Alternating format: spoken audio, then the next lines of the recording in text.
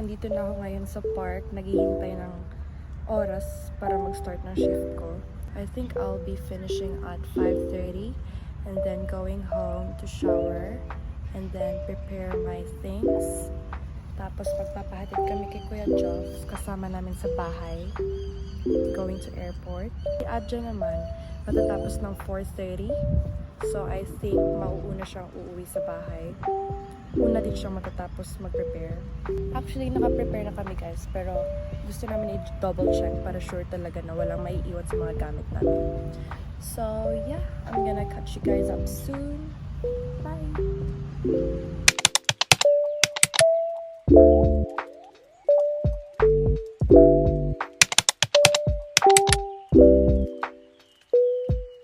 So hi guys! Malapit na kami sa airport. Hinatid kami ni Kuya Joff as promised. Thanks Kuya Joff! Say hi to my vlog! Hi! So andun si Adja guys, nasa likod. Hindi na kami nakapag video nung nag-iimpake kami kasi nagmamadali na kami. Hinahabol namin yung oras. Since nag-work pa kaming dalawa,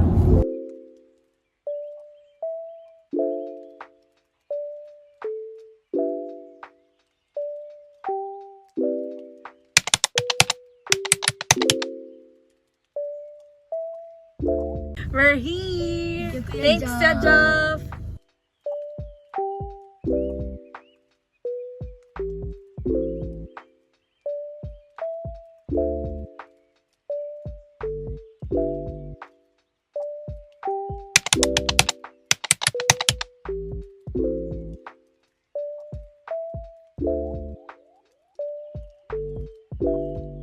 So this trip is very special for both of us because this would be our first trip together using our own hard-earned money at a very young age, and it is just so satisfying to think.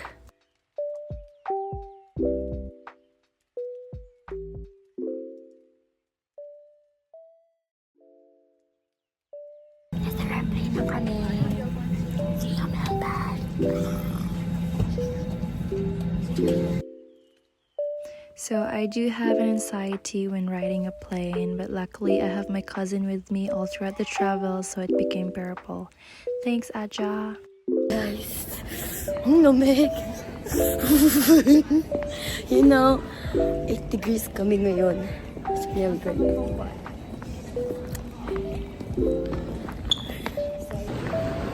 Hindi namin alam saan kami lalabas. Ang unang priority namin for today is makalabas ng airport. Tapos, hanapin yung Airbnb na binook ni Ate Dali. Pero ang problema guys, it's already like 11:40 something here. And it's almost midnight. So nagising pa yung may-ari ng bahay. So yeah, update lang kami. Time check, it's already 11:55 na guys. Malapit na matapos yung birthday ko. But anyways, my birthday weekend will start now!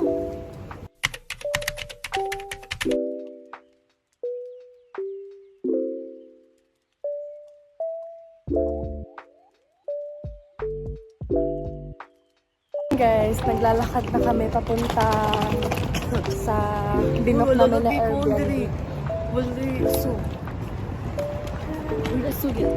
Welcome to Melbourne!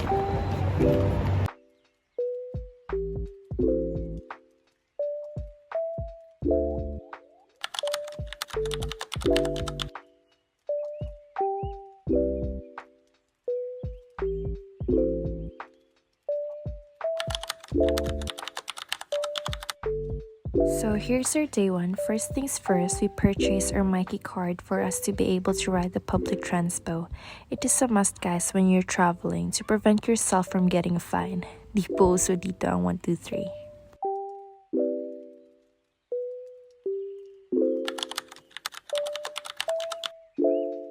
So hi guys, andito na kami ngayon sa Botanical Garden. Tapos hindi pa siya open, so mag-breakfast na kami.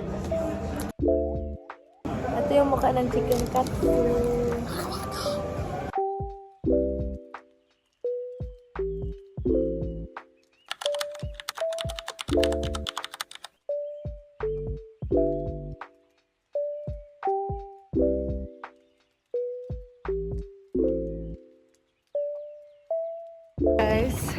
Papunta na kami sa Airbnb namin kasi nakakapagod pala magdala ng luggage ng namamasyal ka sa Melbourne. 3 p.m. pa kasi, tapos chinat namin yung host if ever pwede bang iwan muna namin yung luggage namin kahit di muna kami mag-check-in. Tapos pumayag naman siya, kaya pupunta muna kami doon, tapos continue kami sa pasyal. Kasi may itinerary na kami guys, pinrepare ko no last month. Kaya yung medyo mahirap mag-vlog kapag may dala kang mga mabibigat na bagay. Kaya we're gonna continue on vlogging later.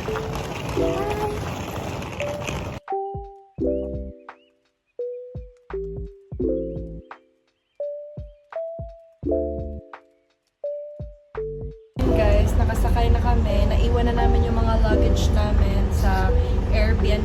Next stop namin is anong sinerch mo? State Library of Victoria.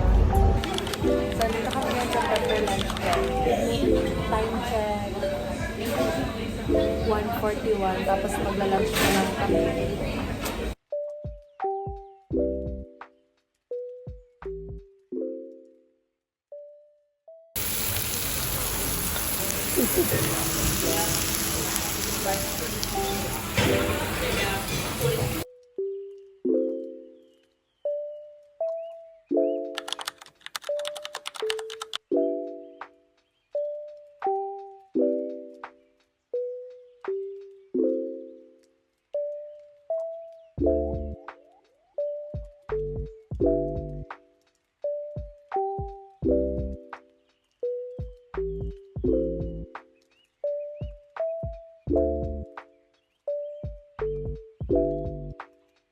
Na kami by State Library of Victoria. Next stop is Graceland. Doon kami magdi-dinner and doon yung last stop namin sa day 1. Favorite part of the day. Ito na kami ngayon guys sa Graceland.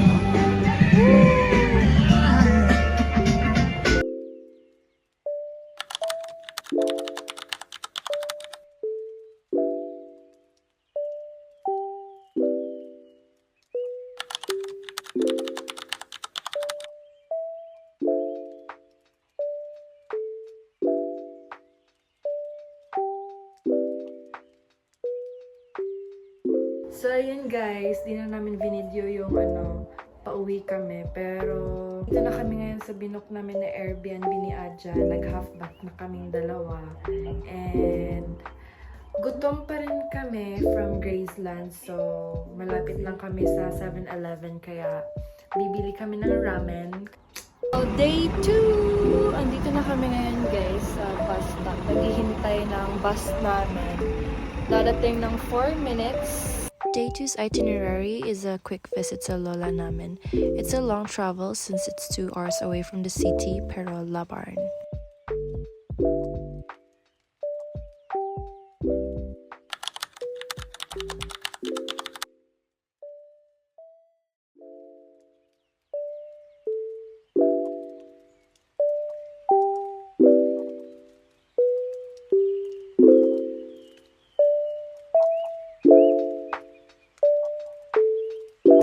Sa Muji guys, binilhan ko si Red ng stationaries like pens and notebook.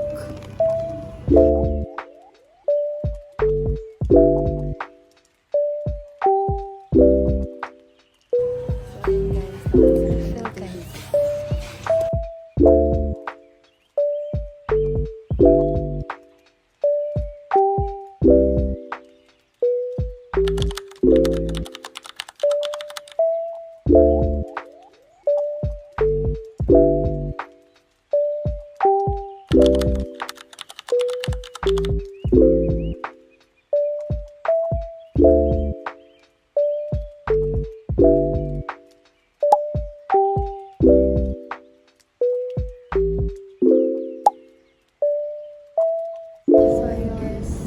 Kaming na harbor galing kay Lolo.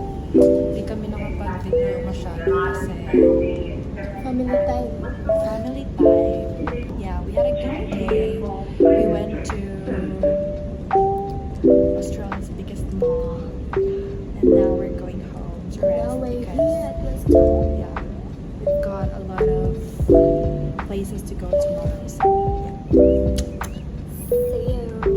Day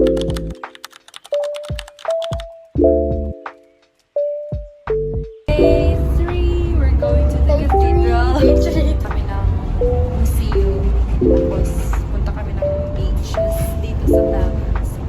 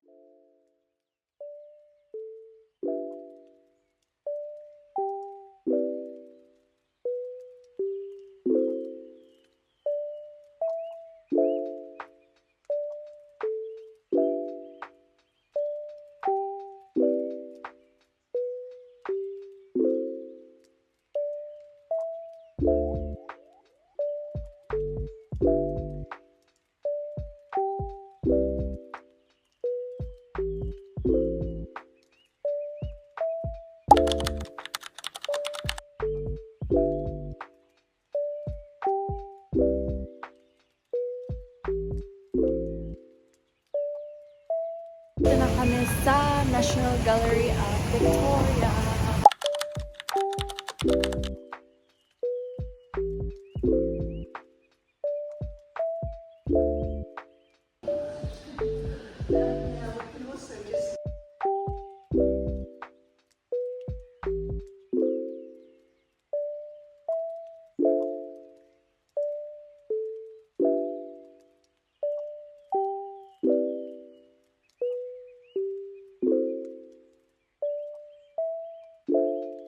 Tapos na kami sa National Gallery of Victoria.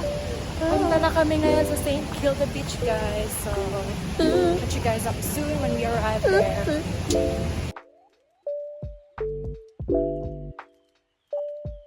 We're here at St. Kilda! Bondi Beach! Gold Coast na Bondi Beach.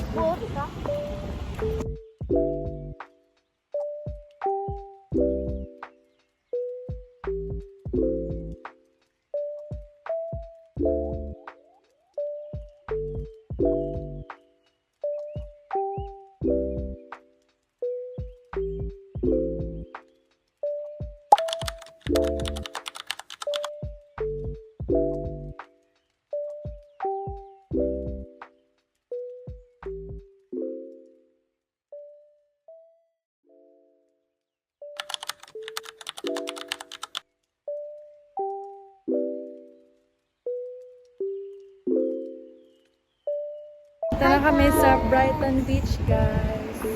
Hindi ko alam kung saan tayo, walang pedestrian lane, kaya hindi ko alam. I think doon na lang tayo daan. Kasi parang ayoko mag-jaywalking, ayoko po makulong sa Melbourne. Basta ba dito? Doon po sa traffic light. Sige, mag-jaywalking ka dyan, okay lang. Ayoko mag-jaywalking, guys, baka baka di na ako makabalik sa Brisbane.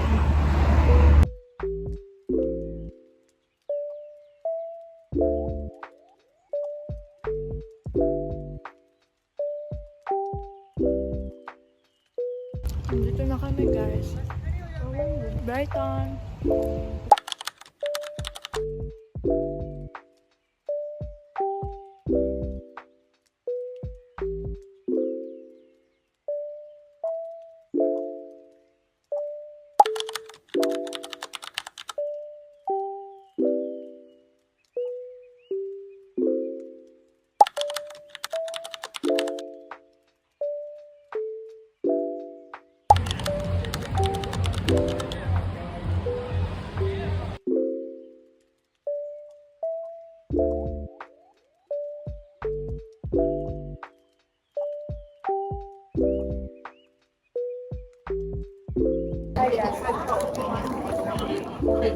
When conflicts were market for this.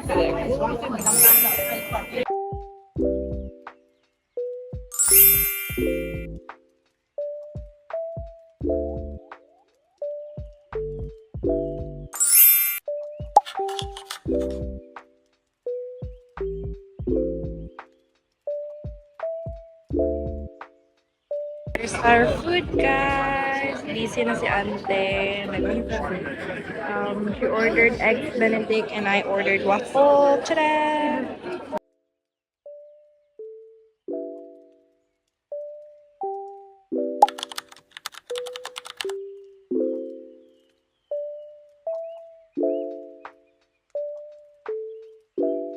Picture lang kami saglit. Tapos punta na kami sa Yer na tao.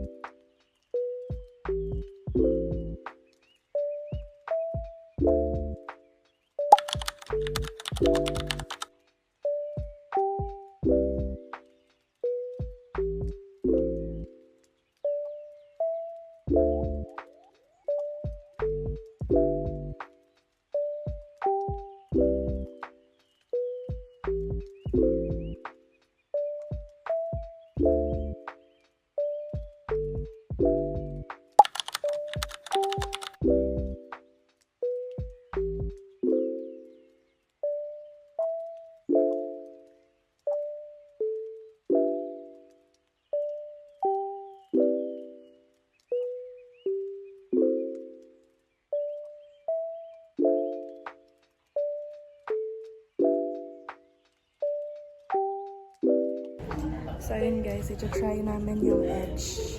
Luluspad na ko. Kinakabahan na kami. Bawal yung may heart problem kasi kinakabahan ako.